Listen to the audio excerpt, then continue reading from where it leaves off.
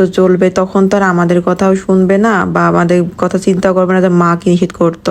তো গতকাল শুক্রবার ছিল হচ্ছে বাবুর চুল কাটার, আমাদের হঠাৎ করে মনে হয়েছে ও চুল কেটে দেবে ওর বাবা। তো কেন চুলগুলো বেশ বড় বড় হয়ে গেছিলো, অ্যান্ড আমি বাসা থেকে বেরোতে বেরোতে এরা বাপ ছেলে মিলে চলে গেছে। তো আমি এসে দেখি যে ছেলের চুল কাটা যে শুরু করছে, আমার ছেলে সেই কান্নাকাটি শুরু করছে। মানে আমি তো জানি ও কান্নাকাটি করবে, কারণ ওকে নিয়ে যতবার চুল কাটানো হয়েছে ও কান্নাকাটি করে। কিন্তু আমি মানে আমার অপেক্ষা তো করবে না, বাবারা কাটা শুরু করে দিচ্ছে, ছেলে আরও ভয় মনে করেন যে আরও বেশি কান্না শুরু করে দিচ্ছে। তারপর যে কি একটু ঠেকালাম আর কি, বুঝালাম ওইটা সেটা দিয়ে ওর বাবা আমি কান্না কোনোভাবেই থামাতে পারি না।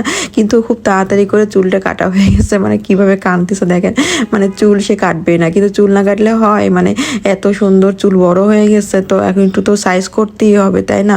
কিন্তু ছেলে ভয় পাচ্ছে সব কিছু দেখে। তো যাই হোক, পরে ওর বাবা ছিল বলে আমার তো ওটা কষ্ট হয়নি, ম্যানেজ হয়ে গেছে। তো ছেলে